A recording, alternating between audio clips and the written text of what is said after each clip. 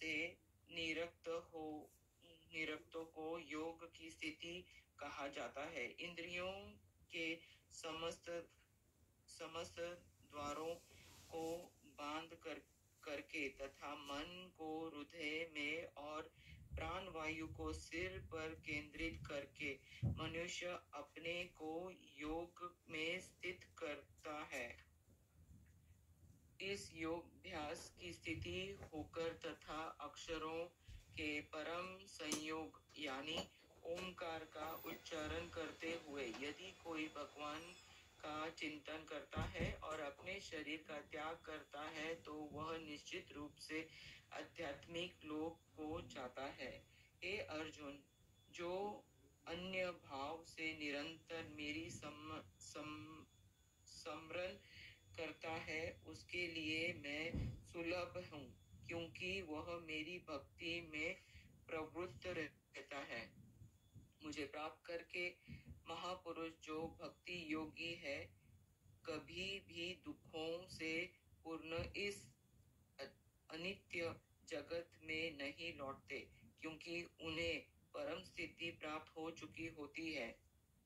इस जगत में सर्वोच्च लोक से लेकर नियमतम सारे लोग दुखों के घर हैं, जहाँ जन्म तथा मरण का चक्कर लगा रहता है। किंतु हे कुंती पुत्र, जो मेरे धाम को प्राप्त कर लेता है वह फिर कभी जन्म नहीं लेता। मानवीय हरे कृष्ण। मोना ने पढ़ लिया। ओके, आरती आपको पढ़ना है, मोनिका और आरती।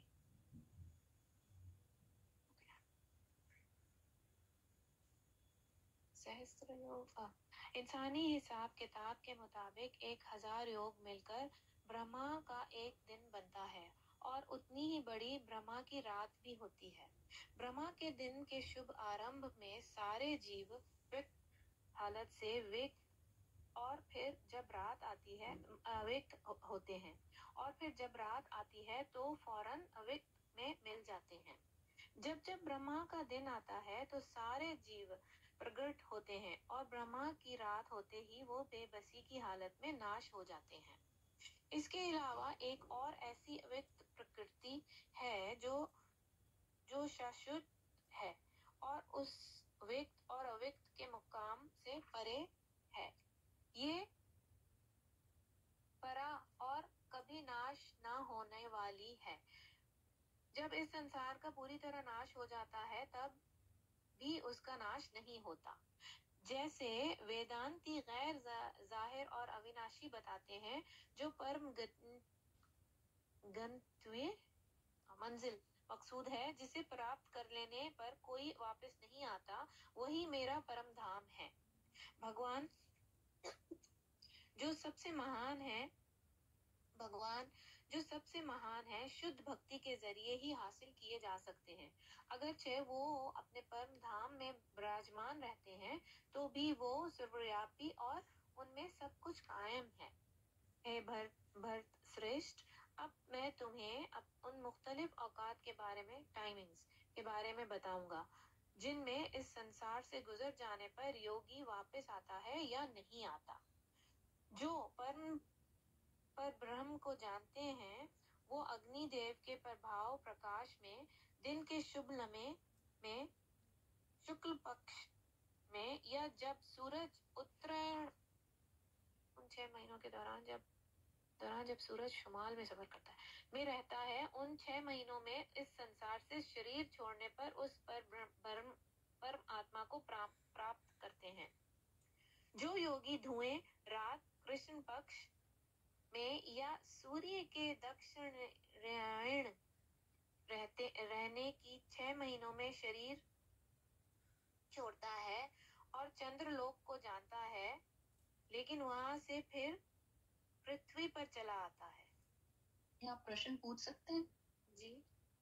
ये इन्होंने जो यानी कि ये कह रहे हैं जिनकी डेथ ड्यूरिंग ये अब इस टाइम उत्तरायण हुए हैं, इस टाइम जो मृत्यु को प्राप्त करते हैं वो वहां जाते हैं उस लोक में सारे लोग। एक्चुअली मैं जवाब तो दे सकती हूँ, पता नहीं देना है या नहीं, क्योंकि रीडिंग वो हो जाएगी। जो रात को, जिनकी रात को डेथ होती है और जो ऑपोजिट डायरेक्शन में है, नॉट इन द नॉर्थ में, वो जो है वापस आते हैं इस दुनिया में, इस अर्थ पे वापस आते हैं। अच्छा ठीक है। और जो सर्टेन महीनों में जो जो डेथ होती है जिनकी, वो वापस आते हैं, और जिनकी नहीं होती वो नहीं आते। ये इसका ये है। या हरे कृष्णा। इस ये मीनिंग तो बिल्कुल माता जी आपने जैसे समझाया, थैंक यू। बट इसमें एक और चीज भी हम सुनते हैं कि ऐसा नहीं है कि पापी भी उस टाइम पे जा रहा है और अब वो वापस नहीं आएगा। मतलब ये उन्होंने जनरल बोला गया, बट ऐसा नहीं है कि जो इस टाइम पे गया वो आएगा ही। ठीक है, clear. Thank you. Hare Krishna.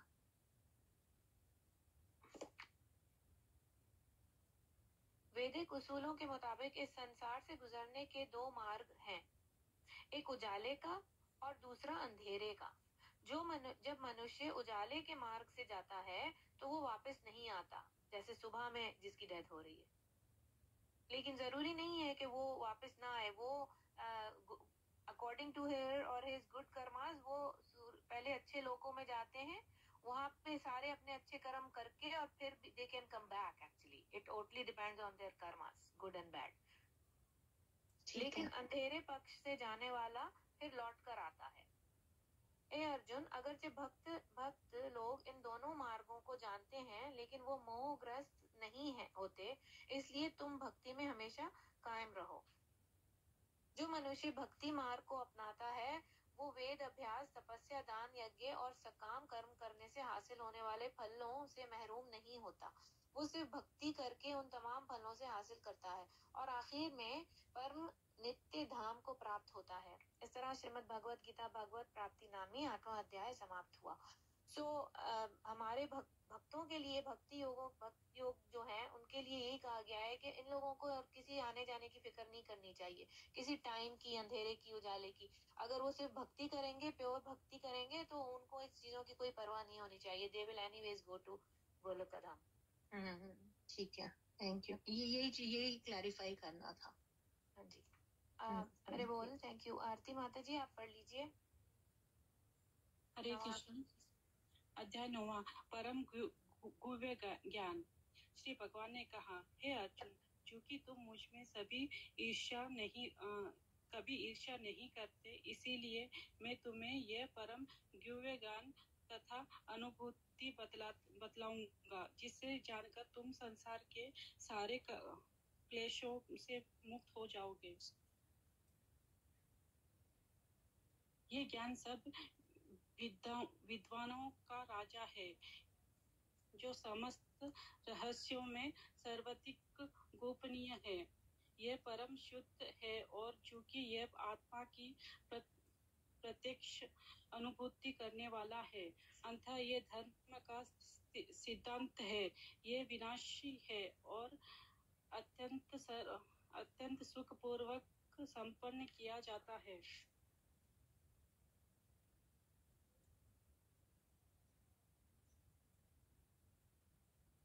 हे परंतप, जो लोग मुक्ति में श्रद्धा नहीं रखते, वे मुझे प्राप्त नहीं कर पाते। अतः वे मुझे भौतिक जगत में जन्म मृत्यु के मार्ग पर वापस आते रहते हैं। ये संपूर्ण जगत मेरे अव्यक्त रूप द्वारा व्याप्त है। समस्त जीव मुझ में है, किंतु मैं उनमें नहीं हूँ। यद्यपि मेरे द्वारा उत्पन्न सारी वस्तुएं मुझ में स्थित नहीं रहती। जरा मेरी योग ऐश्वर्य को देखो। यद्यपि मैं समस्त जीव का पालन भरता हूँ और सर्वत्र व्याप्त हूँ, लेकिन मैं इस विराट अभिव्यक्ति का वंश नहीं हूँ, क्योंकि मैं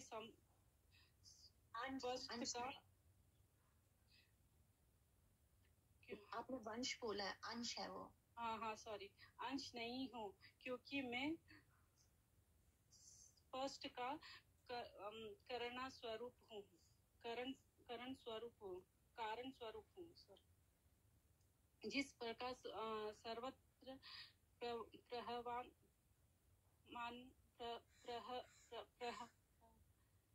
प्रहमान प्रबल प्रवमान प्रबल प्रहवान प्रबल वायु सदैव आकाश में स्थित रहती है, जिस प्रकार समस्त उत्पन्न प्राणियों में मुझ में स्थित जानो। हे कुंती पुत्र, अल्प का अंत होने पर सारे प्राणी मेरे प्रकृति में प्रवेश करते हैं और अंत कल्प के आरंभ होने पर मैं उन्हें अपनी शक्ति से पुनः उत्पन्न करता हूँ। संपूर्ण विराट जगत में मेरे अधीन है और मेरी इच्छा से बारंबार स्वतः प्रकट होता रहता है और मेरी ही इच्छा से अंत में विनष्ट होता है। हे धनंजय, ये सारे कर्म मुझे नहीं बांध पाते हैं और मैं उदासीन की भांति इन सारे भौतिक कर्मों से सदैव विरक्त रहता हूँ।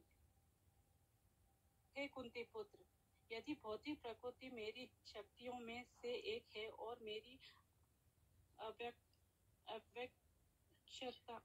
अध्यक्षता में कार्य करता है, जिससे सारे चर तथा अचर प्राणी उत्पन्न होते हैं, इस शासन में ये जग बारंबार सूचित और विनष्ट होता रहता है। जब मैं मनुष्य रूप में अवतरित होता हूँ, जो मूर्ख मेरे उपहास करते हैं, वे मुझे परमेश्वर के दिव्य स्वभाव को नहीं जानते। जो लोग इस प्रकार मोहग्रस्त होते हैं, वे वास्तव आसुरी तथा नास्तिक विचारों को प्राप्ति रहते हैं। इस मोहग्रस्त अवस्था में उनकी मुक्ति आशा जिनकी उनके सकाम कर्म तथा ज्ञान का अनुशीलन सभी विनष्ट फल हो जाते हैं। हे प्रथा, मोहमुक्त महात्मा जन देवी प्रकृति के संरक्षण में रहते हैं। वे पूर्णतः भक्ति में निमग्न रहते हैं, क्योंकि वे मुझे आदि अविनाशी भगवान के रूप में जानते हैं। हे महात्मन, मेरी महिमा का नित्य कीर्तन करते हुए दृढ़ संकल्प के साथ प्रयास करते हुए मुझे नमस्कार करते हुए भक्ति भाव से निरंतर मेरी पूजा करते हैं। अन्य लोग जो ज्ञान अनुशीलन द्वारा ज्ञान में लगे रहते हैं, वे भगवान की पूजा उनके उदय रूप से विविध रूप में तथा विश्व रूप में रहते हैं, किंतु मैं ही कर्म कांड में ही यज्ञ पितरों को दिया जाने वाला तर्पण, औषधि, दिव्य ध्वनि, घी, अग्नि तथा आहुति हूँ। मैं इस ब्रह्मांड का पिता, माता, आश्रय तथा पितामह हूँ। मैं ज्ञेय, शुद्धिकर्ता तथा ओमकार हूँ। मैं ऋग्वेद, सामवेद तथा यजुर्वेद भी हूँ। थैंक यू माता जी। मोनिका, हरे कृष्णा। मोनिका जी, आप रीड कर लीजिए। हरे कृष्णा। मैं ही लक्ष्य, पालन करता, स्वामी, साक्षी, धाम, शरण स्थली तथा अत्यंत प्रिय मित्र हूँ। मैं सृष्टि तथा प्रलय, सबका आधार, आश्रय तथा अविनाशी बीज भी हूँ। हे अर्जुन, मैं ही ताप प्रदान करता हूँ और वर्षा को रोकता तथा लाता हूँ। मैं अमृता हूँ और साक्षात मृत्यु भी हूँ। आत्मा तथा पदार्थ दोनों मुझ ही में हैं। जो वेदों का अध्ययन करते तथा सोमरस का पान करते हैं, वे स्वर्ग प्राप्ति की गवेषणा करते हुए अप्रत्यक्ष रूप से मेरी पूजा करते हैं। पाप कर शुद्ध होकर इंद्र के पवित्र स्वर्ग धाम में जन्म लेते हैं, जहाँ वे देवताओं का सा आनंद भोगते हैं। इस प्रकार जब वे विस्तृत स्वर्गिक इंद्रिय सुख को भोग लेते हैं और उनके पुण्य कर्मों के फल क्षीण हो जाते हैं, तो इस मृत्यु लोक में पुनः लौट कर आते हैं। इस प्रकार जो तीनों वेदों के सिद्धांतों में दृढ़ रह इंद्रिय सुख की गवेषणा करते हैं, उन्हें जन्म मृत्यु का चक्र ही मिल पाता है। किंतु जो लोग अनन्य भाव से मेरे दिव्य स्वरूप का ध्यान करते हुए निरंतर मेरी पूजा करते हैं, उनकी जो आवश्यक होती है उन्हें मैं पूरा करता हूँ और जो कुछ उनके पास है उसकी रक्षा करता हूँ। हे कुंती पुत्र, जो लोग अन्य देवताओं के भक्त हैं और उनकी श्रद्धा पूर्वक पूजा करते हैं, वास्तव में वे भी मेरी ही पूजा करते हैं, किंतु वे यह त्रुटिपूर्ण ढंग से करते हैं। मैं ही समस्त यज्ञों का एकमात्र भोक्ता तथा स्वामी हूँ। अतः जो लोग मेरे वास्तविक दिव्य स्वभाव को नहीं पहचान पाते, वे नीचे गिर जाते हैं। जो देवताओं पूजा करते हैं, वे देवताओं के बीच जन्म लेंगे। जो पितरों को पूजते हैं, वे पितरों के पास जाते हैं। जो भूत प्रेतों की उपासना करते हैं, वे उन्हीं के बीच जन्म लेते हैं। और जो मेरी पूजा करते हैं, वे मेरे साथ निवास करते हैं। यदि कोई प्रेम तथा भक्ति के साथ मुझे पत्र, पुष्प, फल या जल प्रदान करता है, तो मैं उसे स्वीकार करता हूँ। हे कुंती पुत्र, तुम जो कुछ करते हो, जो कुछ खाते हो, जो कुछ अर्पित करते हो या दान देते हो, और जो भी तपस्या करते हो, उसे मुझे अर्पित करते हुए करो। इस तरह तुम कर्म के बंधन तथा इसके शुभाशुभ फलों से मुक्त हो सकोगे। इस संन्यास योग में अपने चित्त को स्थिर करके तुम मुक्त होकर मेरे पास आ सकोगे। मैं ना तो किसी से द्वेष करता हूँ, ना ही किसी के साथ पक्षपात करता हूँ। मैं सबों के लिए समभाव हूँ, किंतु जो भी भक्ति पूर्वक मेरी सेवा करता है, वह मेरा मित्र है, मुझ में स्थित रहता है और मैं भी उसका मित्र हूँ। यदि कोई जघन्य से जघन्य कर्म करता है, किंतु यदि वह भक्ति में रत रहता है, तो उसे साधु मानना चाहिए, क्योंकि वह अपने संकल्प में अडिग रहता है। वह तुरंत धर्मात्मा बन जाता है और स्थायी शांति को प्राप्त होता है। हे कुंती पुत्र, निडर होकर घोषणा कर दो कि कभी विनाश नहीं होता है। हे पार्थ, जो लोग मेरी शरण ग्रहण करते हैं, वे भले ही निम्न जन्मा स्त्री, वैश्य तथा शूद्र क्यों ना हो, वे परम धाम को प्राप्त करते हैं। फिर धर्मात्मा ब्राह्मणों, भक्तों तथा राज ऋषियों के लिए तो कहना ही क्या है। अतः इस क्षणिक दुखमय संसार में आ जाने पर मेरी प्रेम भक्ति में अपने आप को लगाओ। अपने मन को मेरे नित्य चिंतन में लगाओ, मेरे भक्त बनो, मुझे नमस्कार करो और मेरी ही पूजा करो।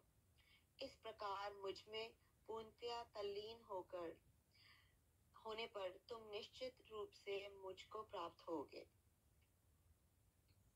इस प्रकार श्रीमद् भगवत गीता के 9वें अध्याय परम गुह्य ज्ञान का भक्ति वेदांत तात्पर्य पूर्ण हुआ। हरे कृष्णा। हरे कृष्णा। मन्मना भव मद्भक्तो मध्यजिमां नमस्कुरु मावेशिव्यक्तो यो मात्मना मन्प्राणः।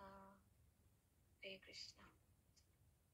एक्चुअली अब सबकी हो गई है रीडिंग, तो हम जो 10वां अध्याय शुरू कर रहे हैं वो रेनू आप शुरू कर लीजिए क्योंकि आपको जाना है, तो फिर हम सब कर चुकेंगे क्योंकि जो भी स्क्रीन पे है सब रीडिंग कर चुके हैं।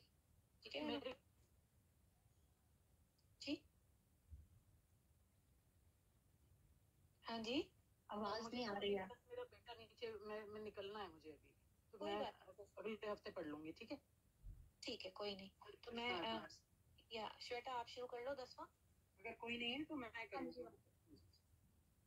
अध्याय 10 श्री भगवान का ऐश्वर्य।